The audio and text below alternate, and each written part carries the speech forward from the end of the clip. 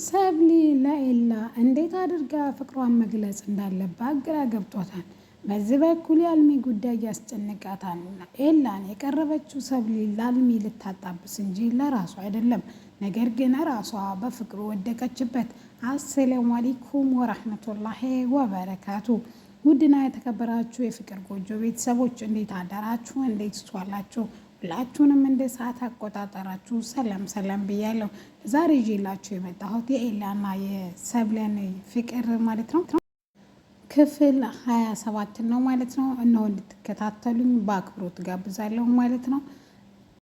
ከመጀመሪያው ስጀምርላቸው ኤላና ሰብሊ ሲተዋወቁ ኤላ ለትምህርት ቤቱ አዲስ ስለሆነ 11ኛ ክፍል የት ነው ለማለት እየፈለገ እያለ ነበረ ድንገት የተጋጩት።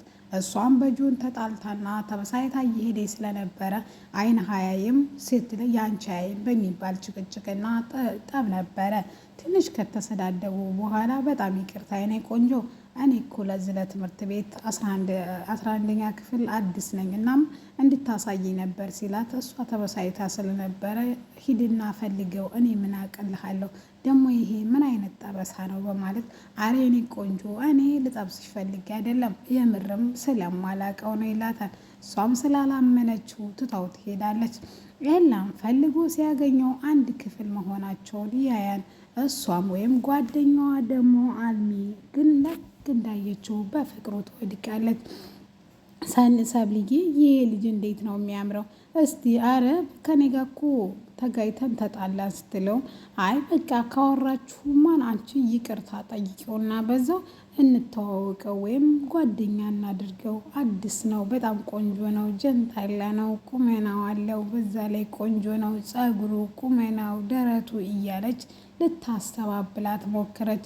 እንደምንም ብላ እንድታግባባው አልሚ ካደረገቻት በኋላ ሰብሊ በሄደበት ትምህርት ቤት ከትምህርት ቤት ውጭ ኤላን ማስጨነቅ ትጀምራለች። እንተዋወቅ፣ እሺ ይቅርታሽን ተቀብያለሁ፣ ነገር ግን እኔ መተዋወቅ አልፈልግም ከማንም ጋር ይላታል።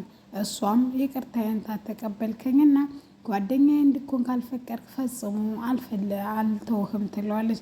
ኤላም ከብዙ ትግል በኋላ እሷን ይሄን ግን ስታደርጊ ጓደኛሽ ወይም ፍቅረኛሽ እንደሚቀናብሽ አታውቂም ስላትም፣ እሷም በጊዜው ከእሱ ጋር ስለተጣላች ይቅራ እኔ ምን አገባኝ ሲጀመርም አሁን አንድ ላይ አይደለንም ትለዋለች። ለማንኛውም እኔ ተሳስተሽም ቢሆን ማፍቀራችን ይላታል። እሱን ለምን ስትለው እሱ ምክንያቱም እኔ ላፈቅረሽ ስለማልችል ስለዚህ ይሄን ነገር አውቀሽ ግቢበት ሲላትም፣ እሷም ለእሷ ሳይሆን ለጓደኛዋ ስለሆነ እሺ ትላውና የሆነውን ነገር ሁሉ ለአልሚ መታ ትነግራታለች። አልሚም በርቺ ይሄን ያለው ምናልባትም መጀመሪያ ፍቅረኛ አለኝ ስላት ትሸሸኛለች ብሎ ስላሰበ ነው። ይህን ማድረግሽ ጥሩ ነው፣ እንኳንም እንደዛለች ችግር የለውም፣ ቀስ ብለን የምናጣራው ይሆናል ትላለች። ሰኒ እንዴት ትላለች? ይችሪ ለምንድነው ወደዚህ ልጅ ምገፋፋ? ከጆን ጋር መጣላቷን አይታ እኮ የዋህ ስለሆነችና ምንም ስለማታውቅ እንደፈለገች እየመራቻት ነው። እሷ ደግሞ በተለየ ለስቲቸርሽም ፍቅር ያላት ናታን ደግሞ ለእሷ ፍቅር ያለው ግራ ገብቷቸዋል። ላይፍ ስኩል አዲስ የተቀላቀሉት ናታን እና ሰኒና ሰብለ፣ ኤላ፣ ጆን እና ካሊድና ደግሞ አልሚ ናቸው። እነዚህ ልጆች አዲስ ለላይፍ ስኩል የተቀላቀሉ ቢሆንም በቅርብ ጊዜ ተወዳጅና ተደናቂ ሆነዋል። ወደ እነ ሰብሊ ታሪክ ልመለስላችሁ።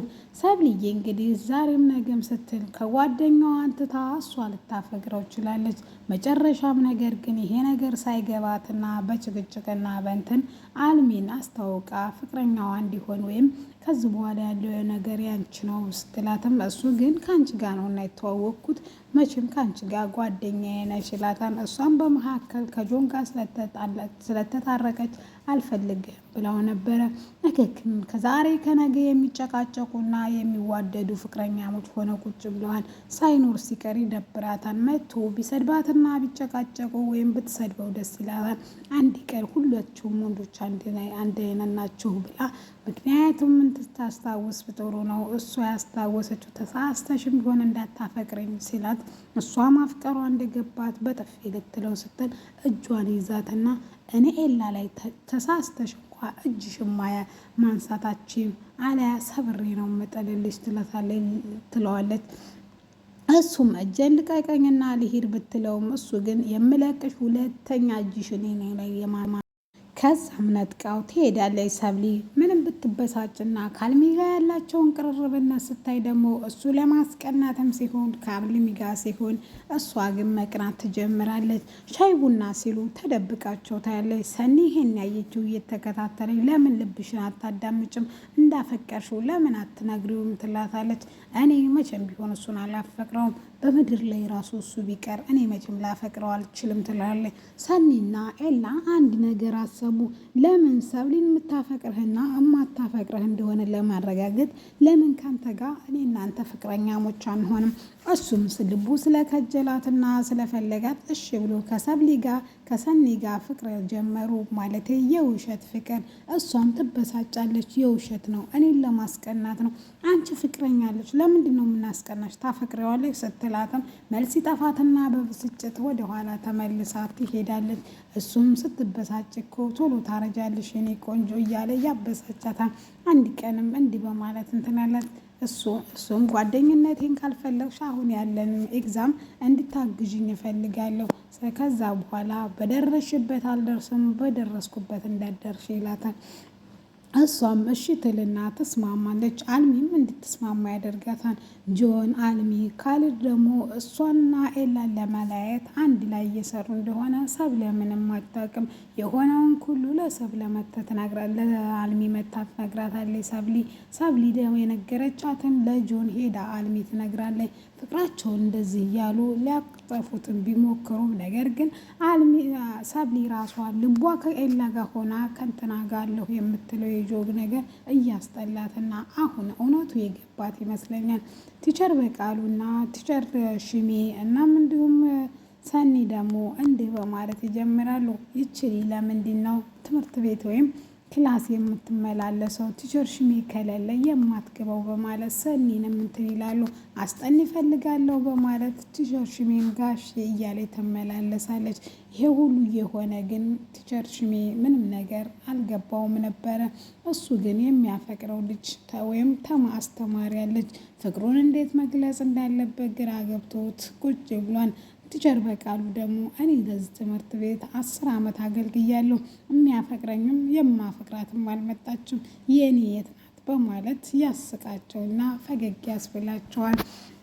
ናታን ጋና ኤላ እንዲህ በማለት ደግሞ ተስጣልተው ነበረ። አንድ ጊዜ ከነሱ ጋር ለመስራትና እውነት እቅዳቸውን ለማውጣት ኤላና ሰብሊ አንድ ላይ እንደሆኑ ናታንና ጆን እና ካሊብ ደግሞ በአንድ ለመስራት ተስማምተው ነበረ። ከዕለታት አንድ ቀን ሰብሊና ሰኒና ጆንና ካሊብ ሰኒና ናታን ያሉበትን ለማወቅ አንድ ነገር አሰቡ። እሱም ሰኒን በጥፊ እንዲመታት ያደርጉታል። እሺ ብሎ ተስማምቶ ቢሄድም እሷን ምታይ ብትለውም ነገር ግን እሷን ሴት ልጅማን እኔ አልመታም ብሎ ነገሩን አስቀይሶ ሊሄድ ሲል ካሊድ ሊመታት ይላል። ሰኒ ላይ እንኳን እጅህን ዝንብ ራሱ ስታርፍ እንዴት እንደሚያንገበግበኝ ብሎ ጨዋታቸውን አፍርሶ ይቀጠቅጠዋል። ሰብሊ ወይም ሰኒ ካረጋገችው በኋላ የተፈጠረውን ነገር ችግር የለውም እኔ እንትን እላለሁ ትለዋለች። እሱም በዛም የተነሳ ከትምህርት ቤት ተባረረ። ትምህርት ቤት እንዲመለስ ሰኒ የተቻለችውን ሁሉ መስዋዕት ከፍላ እነቃጭልና ሻንቴጅ በመተባበር ብራዝሊትን ወደ ትምህርት ቤት አምጥተው ወላጅ አስመስለው ናታን ወደ ትምህርት ቤት ተመልሷል።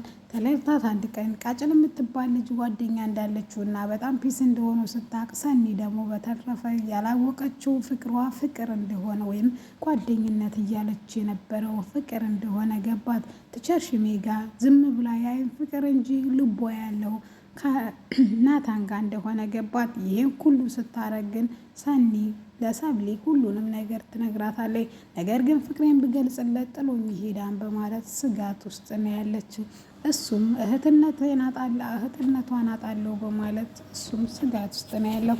ኤላና ሰብሊ አሁን ላይ ፍቅራቸውን መገላለጽ ላይ ትንሽ ላይ ይደርሳሉ። ምክንያቱም ቃጭል ስትደበድባት የደረሰላት የመጀመሪያው ኤላ ነበረ። ደሟንም ጠረገላት፣ ቤቷም ድረስ ሸኝላት። ከዛም እቅፍ አረገችው። ለሁሉም ነገር እንደምታመሰግነውና በማግስቲያውም ትምህርት ቤት እንደመጡ አመስግነውና ድጋሚ ደግሞ ሻይ እንደጋበዛት ኬክ እንዲጋብዛት እምቢ ያለችው እንደተቀበለች፣ ነገር ግን አሳይመንቱ ሲያልቅ አሁንም መለያየታችን እንዲህ ያለ ነው ትላለች። የነገው ያሳስበኝም የዛሬው እንጂ ትሎ ኬኩን ልትጋበዝለት በድጋሚ ቃል ትገባለታለች። ሰብለና ጆን ፍቅራቸው ቀዝቅዟል። እሱ ግን ከልቡ እንደወጣች ቢያቅም አልሚና ካሊድ ግን አይ አብሽሬ በርታ በማለት እንትን ይሉታል። ናታንን ደግሞ እየደበደበ ያለው ኤላ ነው በማለት ከኤላ ጋር ለማጣላት ሞክሯል። ነገር ግን ናታን በልጠሌ ስለነበረ አላመናቸውም። ሰኒ ግን አምናቸው በጥፊያ እንደ ኤላን ትላለች። ስለዚህ ነገሩን ሁሉ ለማጣራት እኔ መጠንቀቅ አለብኝ፣ የሚከታተለኝ ሰው አለ በማለት ኤላ ለሰብሊ ይነግራታል። ለዛሬ ነበረኝ ይህን ይመስል ነበረ። ኤላና ሰብለ ክፍል